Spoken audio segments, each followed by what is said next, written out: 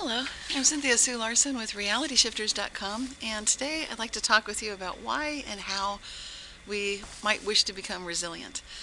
And I recently read an article in The Atlantic that talked about the benefits of optimism. It included reference to a couple of movies, including Silver Lining Playbook and The Life of Pi.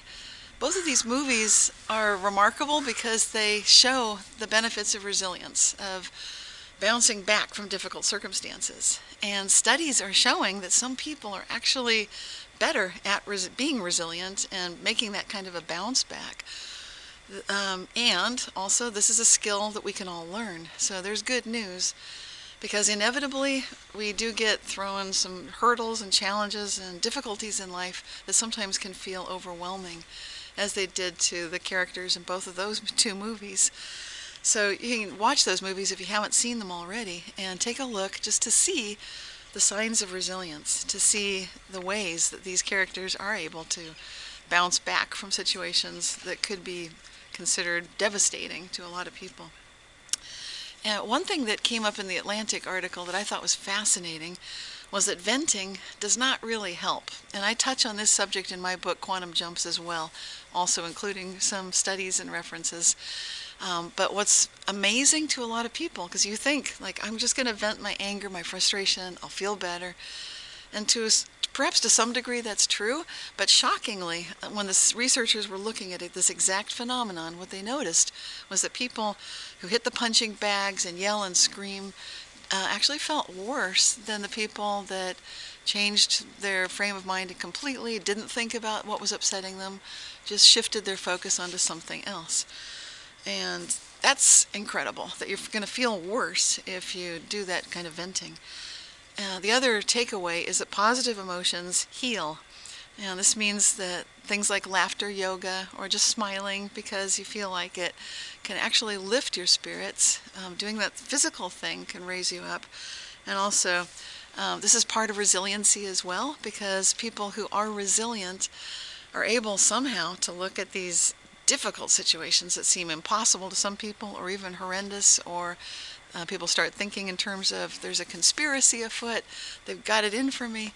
Resilient people recognize, where's the challenge, where's the opportunity here? Which brings us to looking for ways we can improve. Now, you know that I like to ask the question, how good can it get? So when you're facing a difficult situation, it's hard sometimes to think, how are you going to practice being resilient? So go ahead and practice ahead of time. Go ahead and start today. And for the best results that I've found, we do well to make lemons, find the lemons and make the lemonade, obviously. And the way we do that is to get ourselves into a positive state of mind. So rather than venting, the first step I recommend is recognize difficult situations as opportunities. And if you can't see it at first, that's okay, because you're retraining your brain, you're retraining your mind, your way of thinking. But take a look, instead of grumbling and venting, at how you can actually make something positive from what's going on. 2, describe why one of your most winning qualities is important. This one's super important to do in case you feel excluded, shut out, or in any way just like you've been neglected or sort of turned down. So it's a rejection kind of a way to overcome rejection.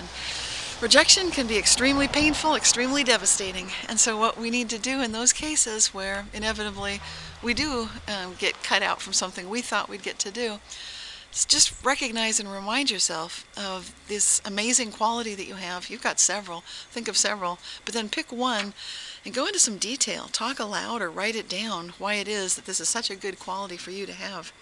3, that's where you start setting some attainable yet challenging goals. You can make yourself better. You can come through this better than you've ever been before. This is part of how good can it get. Yes, it takes effort, but it's worth it. And then 4, keep asking how good it can get.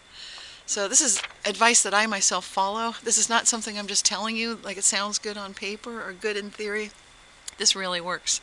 And I recommend, in addition, of course, in every situation, always ask, how good can it get?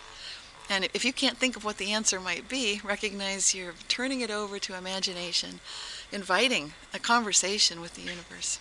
So until next time, how good can it get when you work on mastering becoming resilient? Thank you.